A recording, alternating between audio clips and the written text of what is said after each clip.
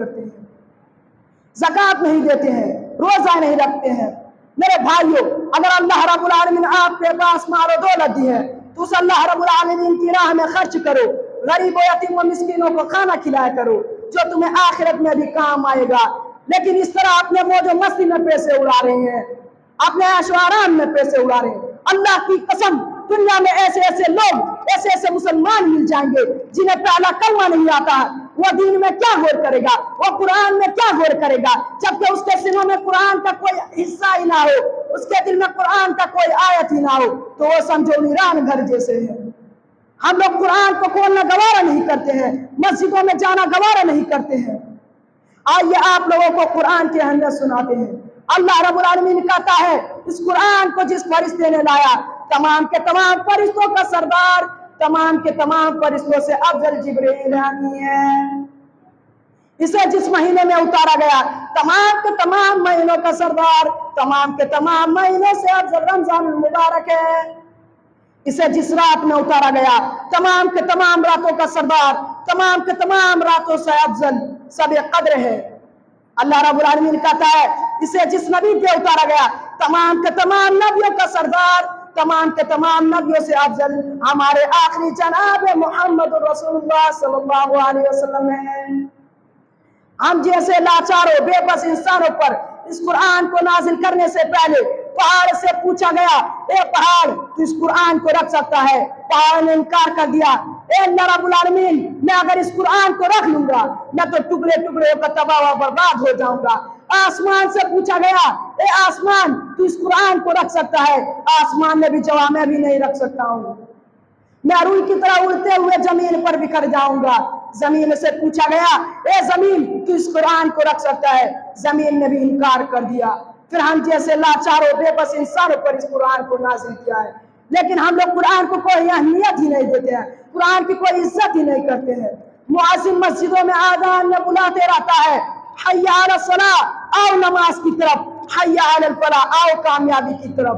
ہماری کانوں میں آذان جاتے رہتی ہیں، لیکن ہم لوگ کہاں موبائل، کہاں گیم، کہاں فری فائر، کہاں پبجی، کہاں ریڈیو میں لگے رہتے ہیں، اور اس طرح مشغول ہو جاتے ہیں کہ ہم لوگ کو پتہ ہی نہیں ہوتا ہے کہاں نماز ہو رہی، کہاں نماز ہو رہی، کہاں اذان ہو رہی ہے۔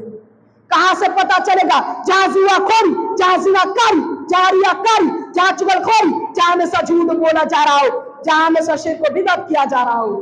حضرت عثمان غنی رضی اللہ عنہ اپنے بیٹے سے نصیحت کرتا ہے، یا بنی لا تشرک باللہ ان الشرک لظلم عظیم، اے میرے پیارے بیٹے، تم اللہ کے ساتھ شرک نہ کرنا، بے شک شرک سب سے بڑا گناہ ہے اور یہ کبھی معاف نہیں ہوتا ہے۔ اللہ رب العالمین فرماتا ہے، وما خلقت الجن والانس الا ليعبدون، میں نے جن و انسان کو صرف اور صرف اپنی عبادت کے لیے پیدا فرمایا کہ وہ میری عبادت کرے اور میرے ساتھ کسی کو شریک نہ ٹھہرائے۔ پھر اللہ کے رسول صلی اللہ علیہ وسلم نے فرماتا ہے، قل ان صلاتي ونسكي ومحياي ومماتي لله رب العالمین، بے شک میری نماز، میری قربانی، میری موت، میری زندگی سب اس اللہ رب العالمین کے لیے ہے۔